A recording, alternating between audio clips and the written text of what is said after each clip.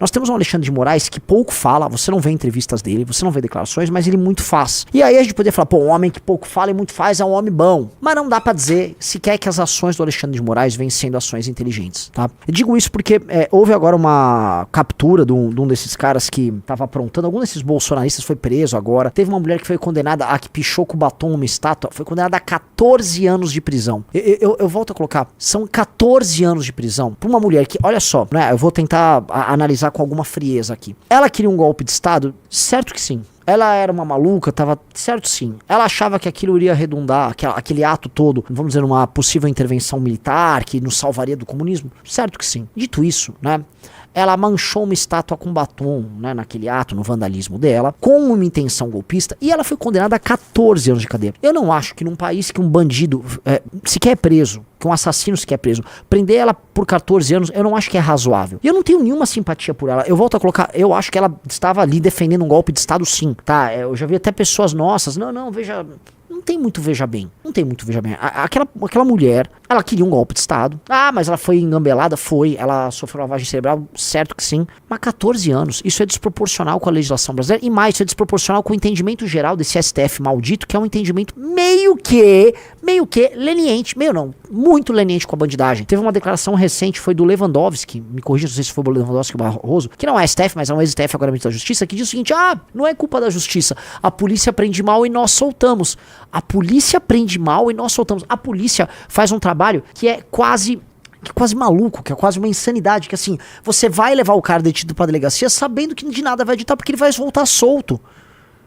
Porque ele vai voltar solto. Assim, a polícia, a gente gasta dinheiro com a polícia hoje, coitado da polícia. Inutilmente que o policial vai, se coloca numa posição de risco, prende um bandido, leva ele detido e sabe que ele vai sair. Aí vem um cara, não, aí que a polícia prende mal e nós, né, nós da justiça, nós homens prontos, e aí tem um discurso elitista da parte dele, nós temos que cuidar das garantias lá do preso, né? Que é um absurdo. Isso é, vamos dizer, sintomático do distanciamento total completo da realidade por parte desse ministro supremo. Né? O Denis Lima botou, sujeito vive em outro mundo. Ele vive em outro mundo, é um sujeito que tá completamente fora da realidade. Completamente fora da realidade. Eu não tenho muito a colocar aí, né? O entendimento geral do STF é um entendimento que não é nem um pouco punitivista, mas para os malucos e malucas que foram mobilizados e enganados pelo bolsonarismo a ir pra frente de quartel, vocês que me desculpem, mas tá cruzando linha.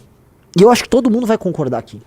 Todo mundo vai concordar aqui que o Alexandre de Moraes exagera. E aí, ao exagerar, ele comete injustiças. Ao exagerar, ele mostra uma sanha punitivista completamente, vamos dizer, desmedida quando comparada com a lógica do STF. E ele mostra também como o sistema se comporta, tá? Com aquilo que ele considera um crime real. Porque, veja só, uma coisa é o crime que tá inscrito na lei, né? Isso aqui é crime, isso aqui tá no Código Penal. Beleza. Outra coisa é o que o sistema acha perigoso. Vocês entenderam a diferenciação que eu tô fazendo? Uma coisa é o tipo penal. A outra coisa é, isto aqui é perigoso pro sistema? Um exemplo, a Lava Jato era perigosa pro sistema. Portanto, a Lava Jato precisava ser criminalizada. Aquele ato que aconteceu, que é um ato que tinha teor golpista sim, e é o ato que atentava, é feio, mas enfim, que atentava contra o Estado Democrático de Direito, para eles é muito mais grave do que a existência, por exemplo, de uma facção criminosa que tortura e mata. Comando Vermelho, PCC, etc. É muito mais grave. Então, as punições que estão acontecendo, que são punições meio arbitrárias, sejamos bem claros, são punições que atendem, na verdade, à visão de mundo de quem detém o poder, sendo um burocrata. Os burocratas que detêm o poder, eles expressam ali a visão de mundo deles. Esses despachos, eles mostram para as pessoas o que é prioridade ou não. Entenderam o que eu quero dizer? Como ele é um despacho que parte, vamos dizer, de um inquérito que é um tanto quanto exótico, ele parte de um sistema que não tem um duplo grau de jurisdição, não tem um amplo direito de defesa, é tudo exótico. E aí ele tem essa liberdade para trazer um julgado dessa natureza, com uma punição dessa natureza, que me desculpem os defensores ali do STF, que vocês me desculpem, isso não faz sentido. O cidadão comum olha e não faz sentido. Então eu quero começar aqui fazendo esse paralelo.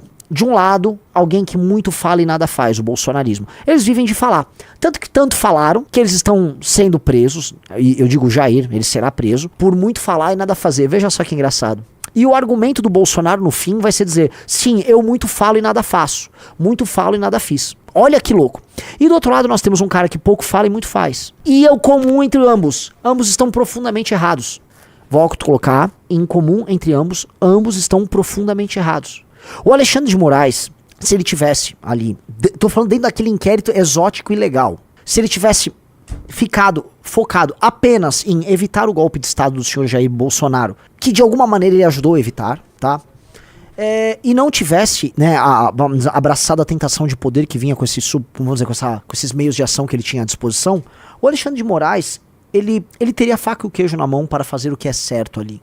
Porque sim, amigos, um golpe de Estado precisava ser parado. Vocês entendem disso? Todo mundo aqui concorda que um golpe de Estado precisava ser parado, né? Dito isso, pra ele não é mais sobre o golpe de Estado, mas é sim pra afirmação dele como força política e da afirmação dos seus pares como força política e da derrota de qualquer ameaça. Tanto que a coisa derivou, por exemplo, para daquele lance de censurar a internet pra todos nós, censurar as redes sociais pra todos nós, pra defender um tipo de visão de mundo que se expressa num controle do discurso político, numa sociedade que se diz livre e democrática, que não tem mais nada a ver com Bolsonaro. Aquilo não tem a ver com Bolsonaro. O Brasil estava comprando um discurso semi-tirânico de restrição de liberdade de expressão que afetaria a todos nós. Então, sim, o Alexandre de Moraes, como qualquer pessoa que vê a tentação do poder, ele pegou essa tentação e ele deu uma lambuzada ali. Ele cruzou muito as linhas. E o fato deles não perceberem isso mostra, como eu já falei aqui, o distanciamento da realidade. O distanciamento da realidade. Brasília, né? A ideia de Brasília era tirar dos grandes centros urbanos, é criar uma cidade no meio do Brasil, e a cidade levaria ao desenvolvimento do Brasil, mas também afastaria, vamos dizer, dos grandes fenômenos urbano-populares, de fenômenos de massa, sindicatos, rebeliões, movimentos, de estudantes e tal. Brasília é uma cidade toda afastada. Brasília é uma cidade toda aberta. Para você ter uma aglomeração em Brasília é uma dificuldade gigantesca, porque não dá para aglomerar. Os espaços são abertos, você não tem ruas, vielas, você não tem beco, você não tem esquina, você não tem nada, né? Então Brasília não foi feita para isso, Brasília foi feita para um isolamento. E ela se isola. E ao se isolar, né, o poder se isola e o poder não quer prestar contas para a sociedade. O poder quer ser distante, que o poder quer ficar, né, longínquo. É natureza normal do poder. O poder gosta de se expressar dessa maneira. O máximo de ação, né, e o mínimo de questionamento. E agora, o poder político impõe mais, né? O poder político impõe, vamos dizer, que você tenha que ter mais accountability e certa participação da natureza do poder político num regime naturalmente democrático, né? Mas eles não querem isso. E esse distanciamento, e essa visão distante, e essas prioridades, elas estão cobrando um preço. É uma guerra muito desgastante, eu volto a colocar, para ambos os lados. Ainda que o bolsonarismo enxergue, vamos dizer, o surgimento para ele de uma causa. Sim, para um bolsonarista, vamos dizer, a causa está ficando clara e os Bolsonaro estão tentando se tornar defensores daquelas pessoas que eles mesmos mobilizaram para assumir aquele risco de ficar na frente do quartel. E como nós somos, vamos dizer, quase solitários em denunciar para as pessoas que aquelas pessoas que estão presas por causa do Bolsonaro, porque antes de caírem na armadilha do Xandão e do Flávio Dino, vamos lembrar aqui, eles foram empurrados lá por outra armadilha, a armadilha do Bolsonaro. Porque não dá para falar que não foi armadilha eles ficarem na frente do quartel após ouvir mentiras que foram criadas pelos Bolsonaro. Ou seja, aquelas pessoas foram obrigadas a assumir um risco imposto pela turma do Bolsonaro que queria colocá-las em risco para que elas fossem bucha de canhão numa tentativa de golpe de Estado. Todo mundo entendeu isso, acho que isso aqui é claro para todo mundo. Então eles entendem as coisas dessa maneira, eles trabalham com as coisas nesses termos e é natural que, enfim, essa relação seja chamada de relação abusiva. A relação que o Bolsonaro tem com essa turma é naturalmente abusiva, não é uma relação de respeito. Eu olho essa história, né, e... Enfim, essas pessoas que estão presas, elas tinham que olhar pro Bolsonaro e pro Xandão e falar, vocês acabaram com a minha vida. Foram os Bolsonaro e depois o Xandão, tá?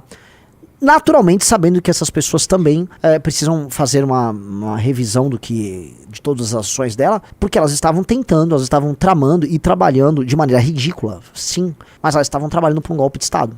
Porque eu odeio quando falam assim, essa manicure, reparou aqui, já pintou umas 30 boleiras, umas 1000 vovós e uma manicure. Então essa é uma cabeleireira, outra é uma manicure. Eles gostam de mostrar, assim, profissões meio brejeiras, meio simples. Olha essa simples dona de casa, não, essa manicure, uma manicure que essa coisa. Veja só, era um movimento de massa. Essas pessoas, por mais que ela seja uma manicure, ela estava participando de uma intentona golpista, e ela, não importando ser manicure, queria ali, né, fazer um esforço para que causa acontecesse e as forças armadas fossem mobilizadas. Esse era o sonho delas. Porque eu acho muito engraçado, isso é muito engraçado, que a galera quer fingir que não houve uma tentativa de golpe. Mas como essas pessoas? Isso não é um movimento golpista. O movimento golpista tinha que pegar em armas. Meu amigo, realmente você tem que dizer que o movimento golpista brasileiro não era sobre eles montarem uma milícia armada. Nunca foi. Eles estão desde a época do Olavo de Carvalho, este é um dos grandes filhas da puta dessa história, acreditando que o artigo 142 da nossa Constituição prevê uma intervenção militar. Então o golpe deles consistia em ir na frente de quartéis, pedir com faixas e cantar alucinadamente por meses a fio um pedido de intervenção militar ilegal, julgando este ser constitucional. Então, a natureza do golpe é outra. Eles eram uma massa de pessoas querendo mobilizar as Forças Armadas, acreditando por parte dos seus líderes que essa mobilização era necessária. E aí eles achavam que sim, eles iam causar um caos e as Forças Armadas iam atuar para salvar o Brasil. Este era o golpe que eles estavam dizendo. Era um golpe diferente. E esse golpe fica claro quando essas pessoas iam por esse caminho. E na mesma linha, o presidente da República, até então o Bolsonaro, tentava não só apenas produzir material fundamentando um golpe contra o TSE, tá? Um golpe até agora, vamos dizer, uma fraude que eles tentaram comprovar até hoje, não provada, e não vai provar porque muito provavelmente, tô falando assim, 99,9%, não teve fraude nenhuma. Então, eles tentaram isso e prepararam uma minuta de um golpe e tentaram convencer ministros de Estado e chefes das Forças Armadas a tocar o golpe. Então, sim, meu amigo, tá tudo... Essa era a natureza desse golpe. E aquelas pessoas estavam cumprindo o seu papel nesse arranjo golpista. Então, todo mundo que diz, não, é uma cabeleireira que foi protestar aqui. Não era uma cabeleireira, ela estava cumprindo um papel dentro desse arranjo. E era um papel que ela cumpria de maneira consciente. Eles sabiam que o papel que cabia nesse jogo era mobilizar as Forças Armadas, era ficar na frente dos quartéis, o dinheiro ia pra lá pra isso. Eles não estavam à toa na frente de um quartel, eles não estavam na frente de de um estádio de futebol ou de uma escola de samba. Eles estavam na frente de um quartel. Eles estavam todos posicionados em frente a quartéis com pedidos muito específicos. Então, cacete é isso, né? É bizarro. E eu acho, cara, que honestamente, o Alexandre de Moraes, né, nesse game, ele não percebe mais que perdeu a linha. Ele não percebe mais que cruzou várias linhas mesmo, né? Cruzou a risca de giz várias vezes e que isso vai se virar contra ele em algum momento. E não é...